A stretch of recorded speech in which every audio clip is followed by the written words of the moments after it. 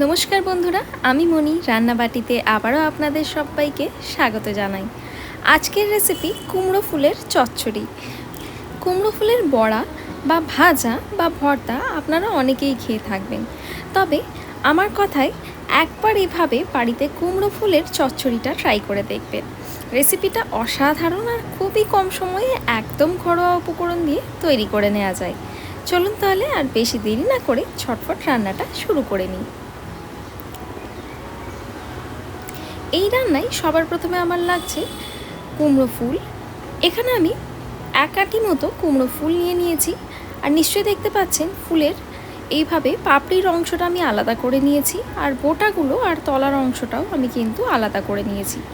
কুমড়ো ফুলের ভেতরে দেখবেন একটা হলুদ রঙের একটা অংশ থাকে, এই তলার এই পোর্শনটার সাথেই কিন্তু ওটা অ্যাটাচ থাকে, সেটা কিন্তু আমাদের ছাড়িয়ে ফেলে দিতে হবে। আর এটির সাথে কুমড়ো ফুলের যে তলার যে ডাঁটিটা থাকে সেটাও আমি ভালো করে আঁচ ছাড়িয়ে এইভাবে লম্বা লম্বা করে কুচিয়ে নিয়েছি।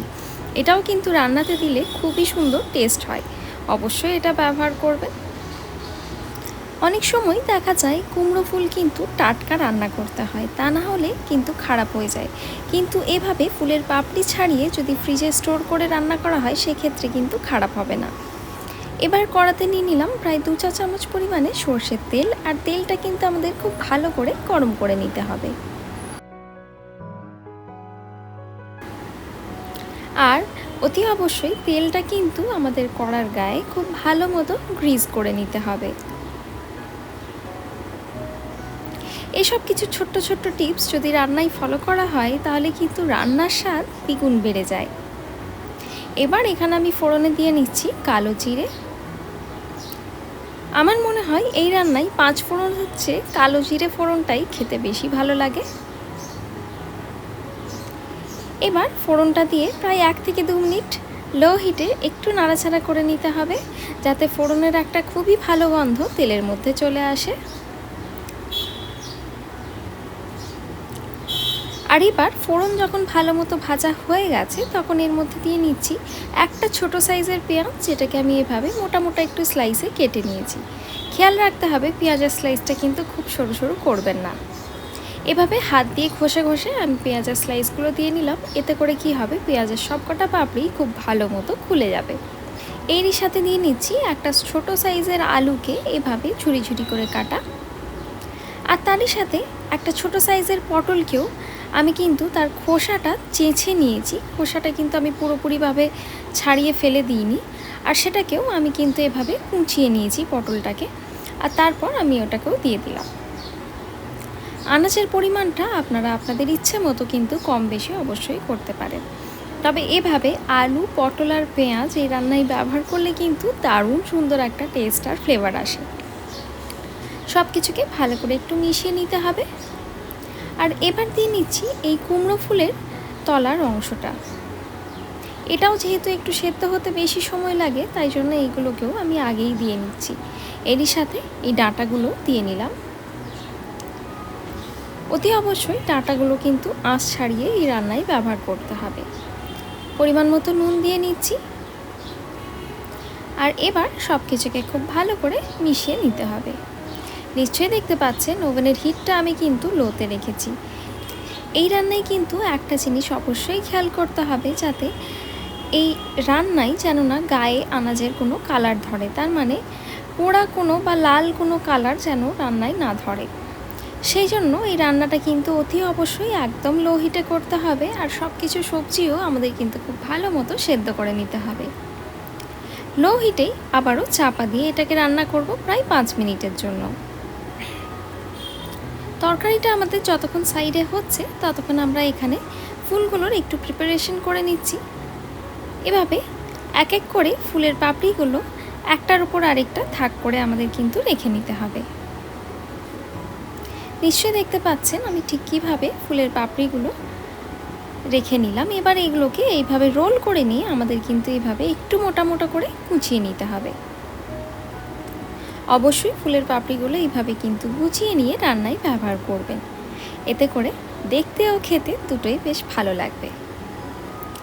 এবার এইভাবে হাত দিয়ে একটু খুলে নিলেই কিন্তু এই ফুলের পাপড়িগুলো একদম রেডি। এভাবেই সবকটা ফুলের পাপড়ি আমাদের কিন্তু কুচিয়ে নিতে হবে। এপাশে আমাদের রান্না 5 মিনিট হয়ে গেছে। কড়ার চাপা খুলে নিলাম, আবারও সব কিছুকে একটু ভালো করে নাড়াচাড়া করে নেব। যেমন বললাম, রান্নার গায়ে কিন্তু কোনো রকম কালার ধরা চলবে না, তাই জন্য এগুলোকে কিন্তু কম আঁচে মাঝে মাঝে নাড়াচাড়া করে চাপা দিয়ে আমাদের কিন্তু রান্নাটা করে নিতে হবে। এই সবজিতে যদি আনাজের গায়ে কালার ধরে যায় বা লাল রং একটা যদি ধরে যায়, সেক্ষেত্রে কিন্তু টেস্টটা একদমই বাজে হয়ে যাবে। আবারও চাপা দিয়ে আরও 5 মিনিটের জন্য রান্না হতে দেব, যতক্ষণ না ডাঁটা, আলু আর পটল সব কিছু খুব ভালো মতো সেদ্ধ হয়ে যায়। আরও 5 মিনিট হয়ে গেছে। মোট 10 মিনিট ধরে আমি কিন্তু এখানে সব কিছুকে রান্না করছি। আবারও সব কিছুকে নাড়াচাড়া করে নিচ্ছি। নিশ্চয়ই দেখতে পাচ্ছেন এই পর্যায়ে আমাদের আলু আর পেঁয়াজ খুব ভালো মতো সেদ্ধ হয়ে এসছে। এই পর্যায়ে যেহেতু রান্নায় আমি কোনো রকম কালার চাইছি না, তাই জন্য খুবই অল্প পরিমাণে জল দিয়ে নিলাম। জল দিয়ে নিলে রান্নাটা আরও বেশি ভালোভাবে তৈরি হয়ে যাবে। তবে আপনাদের যদি মনে হয় জলের প্রয়োজন নেই, সেক্ষেত্রে আপনারা কিন্তু জলটা পুরোপুরি অ্যাভয়েড করতে পারেন। তবে খেয়াল রাখবেন জলটা খুব বেশি পরিমাণে কিন্তু দিলে হবে না। আবারও সব কিছুকে একটু নাড়াচাড়া করে নিচ্ছি। এবার আবারও চাপা দিয়ে সব কিছুকে একটু সেদ্ধ করে নেব। আলু আর পেঁয়াজ মোটামুটি খুব ভালো করেই সেদ্ধ হয়ে গেছে, কিন্তু ডাঁটা এখনও সেদ্ধ হতে একটু সময় বেশি লাগবে, তাই জন্য চাপা দিয়ে ডাঁটাগুলোকেও ভালো করে সেদ্ধ করে নিলাম। আবারও চাপা খুলে নিলাম। সব কিছুকে আবারও খুব ভালো করে একটু নাড়াচাড়া করে নিতে হবে। নিশ্চয়ই দেখতে পাচ্ছেন যেহেতু খুবই অল্প পরিমাণে জল দিয়েছিলাম, জল কিন্তু একদম শুকিয়ে গেছে। এই স্টেজে আমি দিয়ে দিচ্ছি কুচিয়ে নেওয়া কুমড়ো ফুল। আর বলে রাখি, কুমড়ো ফুল দেখতে বেশি পরিমাণে হলেও কিন্তু রান্নার পর এটা কিন্তু খুবই কমে যায়, আর কুমড়ো ফুলের থেকেও কিন্তু খুবই ভালো পরিমাণে জল রিলিজ হবে, আর সেই জলেও আমাদের এই সব কটা সবজি খুব ভালো করে সেদ্ধ হয়ে যাবে। কুমড়ো ফুলটা দিয়ে নিয়ে ভালো করে একটু নাড়াচাড়া করে আমাদের কিন্তু সব কিছুকে একটু ভেজে নিতে হবে। আর কুমড়ো ফুল ভাজতে ভাজতেই দেখবেন খুবই কমে আসবে। প্রায় 3 থেকে 4 মিনিট সময় ধরে আমি কিন্তু লো হিটে এই ফুলটাকে ভেজে নিয়েছি। ডিরেক্টলি যদি কুমড়ো ফুল না ভেজে সেদ্ধ করে নেওয়া হয়, সেক্ষেত্রে আমার মনে হয় স্বাদটা ভালো হয় না। তাই জন্য আমি সাজেস্ট করব এইভাবে কুমড়ো ফুলটা নিয়ে কুচিয়ে নিয়ে ভালো করে একটু ভেজে নেবেন, সেক্ষেত্রে স্বাদটা খুবই ভালো হয়। কুমড়ো ফুল ভাজা হয়ে গেছে, নিশ্চয়ই দেখতে পাচ্ছেন ঠিক কতটা কমে গেছে। এটা কিন্তু রান্না হলে আরও কমে যাবে। চাপা দিয়ে আরও 5 থেকে 7 মিনিটের জন্য একদম লো হিটে এটাকে রান্না করে নিচ্ছি। প্রায় 7 মিনিট পর কড়ার চাপা আবারও খুলে নিলাম। সব কিছুকে আবারও ভালো করে মিশিয়ে নিচ্ছি। নিশ্চয়ই দেখতে পাচ্ছেন ফুল একদম ভালো করে এই রান্নার সঙ্গে মিশে গেছে, আর সবকটা সবজি কিন্তু এই স্টেজে খুব ভালো করে সেদ্ধও হয়ে গেছে। ঝালের জন্য দিয়ে নিচ্ছি 2টো চেরা কাঁচা লঙ্কা। তবে এই রান্নায় আমি কিন্তু কাঁচা লঙ্কার পেস্টও ব্যবহার করেছি। এখানে আমি 1 চা চামচ সাদা সর্ষে আর 1 চা চামচ পোস্ত সাথে একটা কাঁচা লঙ্কা ভালো করে কিন্তু পেস্ট করে নিয়েছি। এই পেস্টটা আমি এখানে দিয়ে নিলাম। এরই সাথে একটু জল দিয়ে নিচ্ছি, আর এবার সব কিছুকে খুব ভালো করে মিশিয়ে নিতে হবে। এই সর্ষে আর পোস্তর পেস্টটা দেওয়ার পর আমি প্রায় 1 থেকে 2 মিনিট সময় ধরে এটাকে লো হিটে ভালো করে একটু ভেজে নিয়েছি। তবে খুব বেশি সময় ধরে কিন্তু ভাজবার একদম প্রয়োজন নেই। আর এই রান্নায় আমি বলে রাখি, কালো সর্ষের ব্যবহার একদমই করিনি।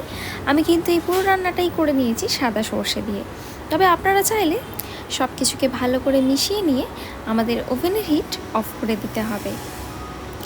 আর এরপর এর মধ্যে দিয়ে নিচ্ছি কাঁচা সর্ষের তেল, প্রায় 1 চা চামচ পরিমাণে। লাস্টে এই কাঁচা সর্ষের তেল দিলে কিন্তু একটা দারুণ সুন্দর ফ্লেভার আসে এই রান্নায়। গরম ভাতের সাথে আমার মনে হয় না আর কিছু লাগবে, 1 থালা ভাত নিমেষেই শেষ হয়ে যাবে। অতি অবশ্যই কুমড়ো ফুলের সিজনে এই রান্নাটা একবার বাড়িতে অবশ্যই ট্রাই করবেন। আশা করছি আমার আজকের এই রেসিপি আপনাদের সবার খুব ভালো লেগে থাকবে। রেসিপিটা ভালো লেগে থাকলে লাইক, শেয়ার, সাবস্ক্রাইব করবেন, আর পাশে থাকা বেল আইকনটা প্রেস করতে ভুলবেন না। দেখা হবে আবারও একটা নতুন রেসিপি নিয়ে।